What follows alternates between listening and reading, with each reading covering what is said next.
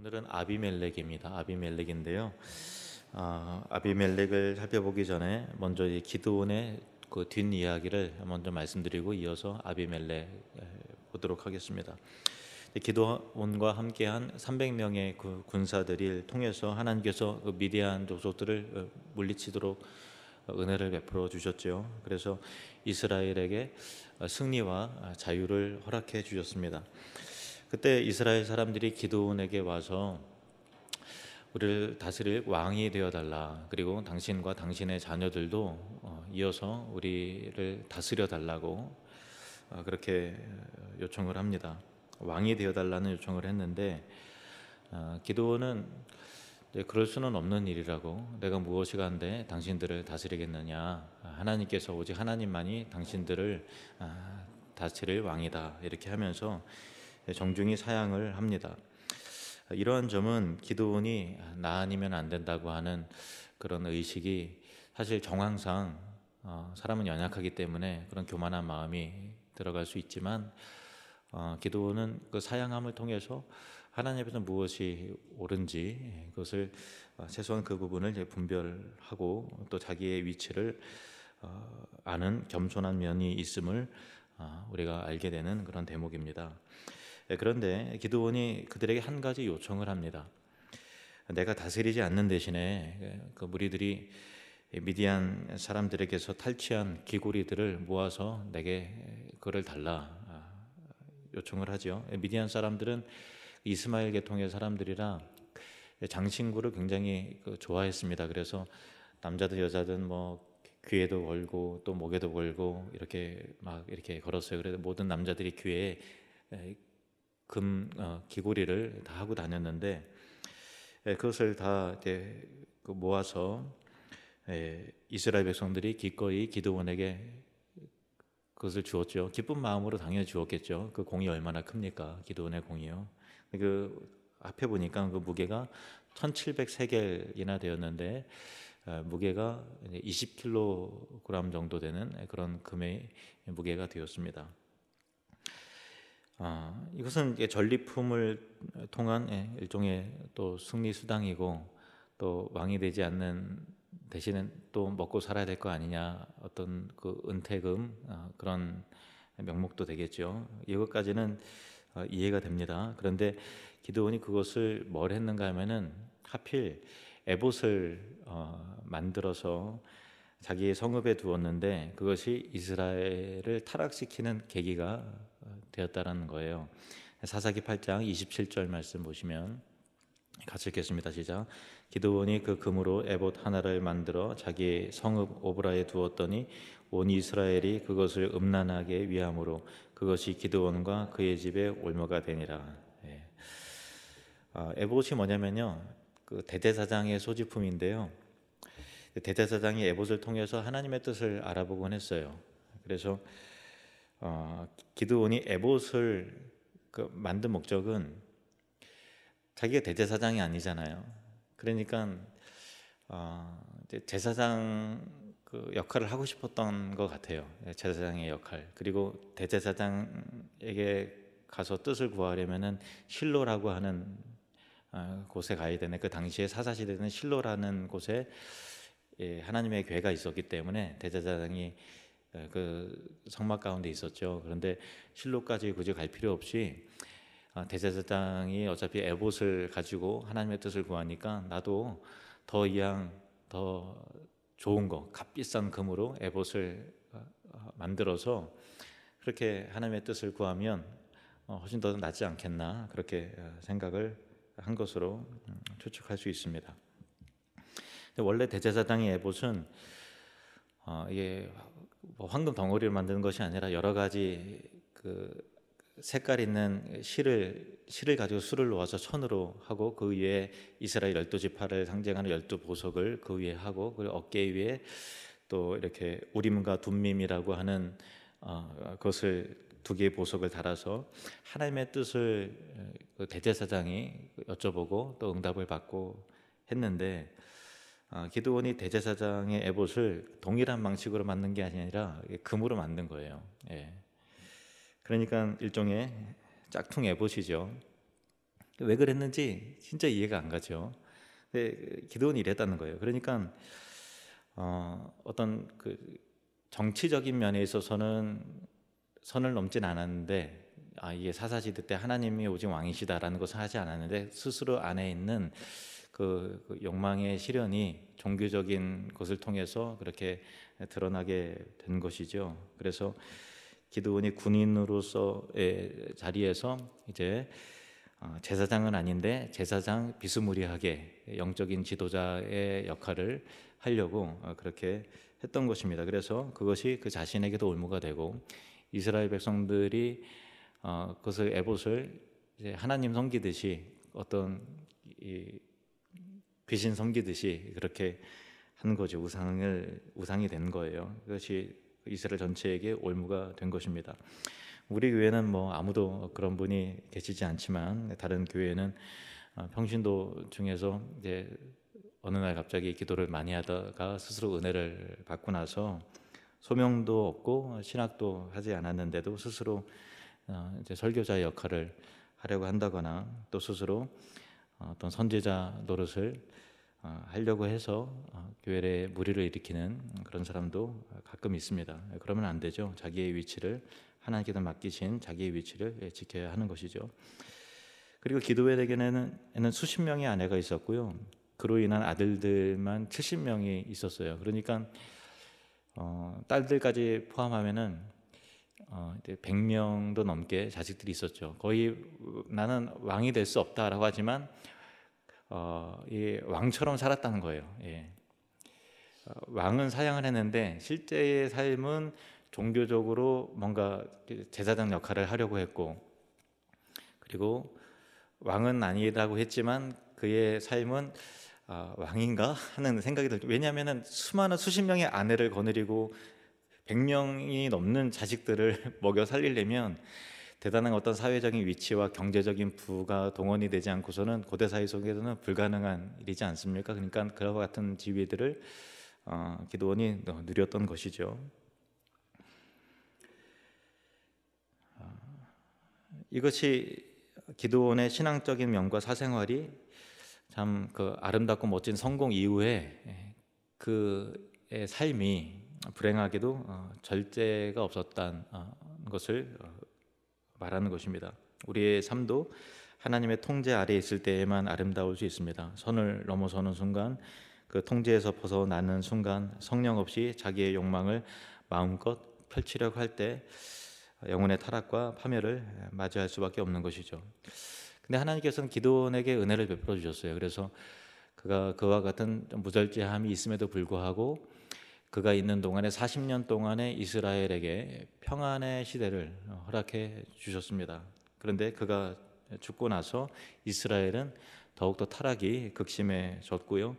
또 기드온의 집은 피바람이 불었어요. 그래서 쑥대밭이 되어서 70명의 아들들이 다 죽어버리는 그런 사건이, 피비린내 나는 사건이 생기게 되는데, 그게 바로 그의 아들 아비멜렉, 오늘 주인공이죠. 아비멜렉으로 인한 사건이었습니다. 아비멜렉은 사사기에 등장하지만 사사는 하나님께서 세우신 사사 아니었고요. 왕은 아님에도 불구하고 스스로 왕이 되려고 했던 자가 바로 아비멜렉이었습니다. 아비멜렉은 기드온이 세겜에 있는 처백에서 낳은 아들이었어요. 그의 이름은 나의 아버지는 왕이라는 뜻을 가지고 있었는데, 이름에서 보듯이 아비멜렉은 아버지가 구국 영웅이고 대단한 사회적 지위와 권세를 누리는 아버지였는데, 아내에게서 난 것이 아니라 그냥 처백에서 낳은 아들이기 때문에, 아들이긴 하지만 서자였죠. 그래서 아버지에게서 아무것도 이어받을 수 없는 그런 상황 속에서 굉장히 그 유년기와 그 자라난 시절이 참 그 아버지를 여러 가지 상황을 원망할 수밖에 없는 원망스러운 조건 속에서 살아가게 되는 것입니다. 아마 그의 정서에 이런 것들이 더 영향을 미쳤겠죠. 아비멜렉은 장성에서 자신의 외가가 있는 세겜으로 갑니다. 그리고 세겜 사람들에게, 외가 친척들에게 말을 합니다. 나를 왕으로 모셔라. 우리 아버지 기드온에게는 아들이 70명이나 있는데 그 많은 사람들이 70명의 사람들이 너희를 다스리려고 하면 너희들이 얼마나 피곤하고 얼마나 힘들겠느냐. 70명을 섬기느니 차라리 한 사람을 섬기는 게 낫지 않겠느냐. 그리고 나는 너희의 혈육이요 친족이다. 이게 세겜 사람들이 들어보니까 그럴듯해 보여요. 그리고 왕이 또 자기 그 또 혈육 가운데 집안에서 난다고 하면 또 자기들도 또 이제 이익이 됐지 손해는 아니지 않겠는가라고 하는 생각이 들었어요. 그래서 이 아비멜렉을 지원하기로 하고 그 지원금을 두둑하게 아비멜렉에게 줍니다. 그리고 아비멜렉은 그 지원금을 받아다가 이 아주 불량하고 또 경박한 사람들을 방탕한 사람들을 사서 자기의 그 무사로 삼고 자기를 따르게 합니다. 그리고 자기의 배다른 형제들을 다 초청을 해서 한 바위 위에서 다 죽여버려요. 70명을 그냥 다 죽여버려요. 그러니까 얼마나 참 잔혹한 사건이 참 일어난 거예요. 정말 끔찍한 일이 벌어진 것이죠. 이것이 이스라엘 최초의 군사적 쿠데타였습니다. 성경에 기록된 이스라엘 최초의 군사적 쿠데타, 아비멜렉에 의해서 일어난 것이죠. 이렇게 스스로 왕이 아닌 자가 왕이 된 것이죠. 그래서 3년 동안 이스라엘을 다스려요. 3년 동안 이스라엘을 다스리는데 아비멜렉하고 세겜 사람들은 서로 이제 손을 잡았기 때문에 서로 이게 밀고 당기고 도와가면서 3년간 그렇게 지내다가 결국은 둘 사이에 반목하는 일이 생기죠. 선한 마음으로 손을 잡은 것이 아니라 이기적인 욕망에 의해서 악한 마음으로 손을 잡은 거기 때문에 그 악은 반드시 끝이 안 좋잖아요. 그러니까 균열이 생기고 그래서 세겜 사람들이 이 아비멜렉을 이렇게 등을 돌리게 되는 일이 생기는 것이죠. 그런데 이 성경은 이 일을 사사기 9장에 있는 요담의 저주를 언급한 다음에 그 반목의 사건을 통해서 어떻게 서로 이 둘이 멸망해 가는가를 그리는 거예요. 그러니까 요담의 저주가 그 사이에 그 나와 있는데 결국 요담은 이 반목이 우연한 일이 아니라 하나님이 계획하신 일이었고 요담의 저주가 결과되어진 그런 일이라는 것이죠. 요담은 누군가 하면은 아비멜렉이 자기 배다른 형제 70명을 죽일 때 거기서 겨우 살아남은 기드온의 막내 아들이었어요. 그러니까 70명을 죽였는데 사실은 이제 69명이 죽은 거죠. 막내 아들이 겨우 살아났습니다. 그리고 요담은 그리심산 꼭대기로 올라가서 이스라엘 백성들을 향해서 목소리를 높여서 우화 하나를 들어서 아비멜렉을 비난하고 저주하는데 그 유명한 스토리예요. 그 이야기를 잠깐 소개를 하면요. 나무들이 감람나무에게로 찾아가서 우리의 왕이 되어서 우리를 다스려 주십시오 하고 요청을 합니다. 근데 감람나무가 거절을 해요. 뭐라고 하는가 하면은 하나님과 사람을 영화롭게 하는 그 기름을 내가 생산해내는 그 귀한 일을 놓아두고서 내가 왜 왕이 되어 나무를 위해서 우쭐대겠는가 하는 것이 거절의 이유죠. 그러니까 왕이 되어야만 어떤 자기의 위치와 자기가 영화롭게 되는 것이 아니라 하나님께서 주어진 자기의 어떤 이 역할과 이를 충성스럽게 함을 통해서 얼마든지 하나님 안에서 영광스러워질 수 있음을 뜻하는 것이죠. 이 무화과 나무도 포도나무도 왕이 되어달라는 나무들의 청을 마찬가지 이유로 이제 거절을 해요. 거절하는 이유와 근거도 같습니다. 달콤하고 맛있는 내 열매, 하나님과 사람을 기쁘게 하는 포도주를 만드는 내 열매를 놓아두고서 왜 우리가 나무들 위해서 군림하려고 왕이 될 수는 없다는 그런 것입니다. 그 똑같은 내용이에요. 내가 어떤 높은 지위에 오르고 사람들을 다스려야만 내가 영화롭게 되는 것이 아니라 하나님께서 주어주신 본래 본인의 위치에서 하나님께 맡기신 그 일을 충성스럽게 하는 것이 하나님을 영화롭게 하는 것이고 그것이 곧 나의 영광이다라고 하는 그런 핵심적인 내용인 것입니다. 근데 감람나무도 무화과나무도 포도나무도 다 같이 이제 거절을 하자 결국 나무들이 가시나무에게 가서 우리의 왕이 되어 주십시오 요청을 합니다. 가시나무는 왕이 되어달라는 나무들의 제안을 받아들입니다. 그러면서 이런 말을 해요. 너희가 나를 왕으로 삼겠다면 내 그늘 아래로 피하여 숨어야 된다. 그렇지 않으면 이 가시덤불에서 불을 뿜어낼 것이다. 내 밑으로 들어오지 않으면 레바논의 백향목도 결국 불태워지게 될 것이다. 이렇게 합니다. 가시나무를 왕으로 삼은 나무들과 그 가시나무가 모두 망하게 되는 그 이유가 여기 이 우하에, 요담의 우하에 잘 담겨져 있는데, 이제 가시나무를 왕으로 삼으니 나무들이 다 불에 타 죽는 결과가 따라오는 것이죠. 그런데 이 감람나무와 무화과나무, 포도나무가 왕이 되어달라는 다른 나무들의 청을 거절한 이유는 아까 말씀드렸다시피 바로 그런 이유 때문에 그런 거예요. 지금까지는 이스라엘 백성들 중에 스스로 왕이 되려고 하는 사람은 아무도 없었습니다. 하나님께서 각자에게 주신 귀중한 사명과 역할이 있었기 때문이에요. 그런데 아비멜렉과 세겜 사람들은 아무도 왕이 될 사람이 되려고 하지 않는다는 것을 참 바보 같은 짓이라고 생각을 한 거예요. 바보 같기 때문에 왕이 되려고 하지 않는다라고 생각을 한 거죠. 그래서 자기들이 이스라엘의 왕이 되려고 했던 것입니다. 그래서 요담은 그들에게, 기드온의 막내 아들, 살아남은 막내 아들 요담이 그들에게 우리가 왕이 되려고 하지 않는 것은 바보라서 그런 것이 아니라 각자 받은 분깃과 달란트가 있기 때문이다 라는 것이 이 우화의 핵심적인 내용인 것이죠. 요담은 하나님의 질서를 지키지 않고 스스로 높아지려고 하는 자는 자기도 망할 뿐만 아니라 자기를 따르는 자들도 같이 망하게 하는 그런 일이라는 것을 말함을 통해서 일침을 놓습니다. 요담의 우화대로 아비멜렉과 세겜은 서로가 서로에게 망하는 원인과 도구가 됩니다.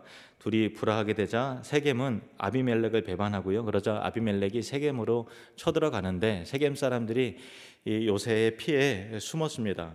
그런데 아비멜렉이 기어이 쳐들어가서 그들을 다 죽입니다. 세겜 사람들 다 죽여버려요. 자기 그 외가 쪽 가족들을 다 죽여버리는 거예요. 그리고 또 아비멜렉은 자신을 반대하는 데베스에게도 쳐들어가는데 견고한 망대로 가서 데베스 사람들이 숨는데 거기까지도 기어이 또 들어가서 불을 놓아서 불태워 없어 죽이려고 그렇게 하는데, 거기 위에서 한 여인이 아비멜렉에게 맷돌에 윗짝을 던져요. 근데 정통으로 머리에 딱 맞으니까 두개골이 깨어져서 바로 아비멜렉이 죽는데, 여인에게 죽임을 당했다는 사실이 너무나 수치스러운 일이라 자기의 무기를 들고 다니는 젊은 병사에게 아비멜렉이 나를 어서 빨리 죽이라 라고 해서 그렇게 죽게 되었습니다. 아비멜렉은 그렇게 죽음을 맞게 되는 거죠. 아비멜렉 사건은 당시 이스라엘 사람들이 불의한 연합과 폭력으로 거둔 결과가 무엇인지 보여주는 것입니다. 연합이 다 좋은 것이 아니라 불의한 연합이 있음을 여러분 꼭 기억하십시오. 연합이 다 좋은 것이 아니라 불의한 연합도 있습니다. 그것은 피차가 망하는 길이죠.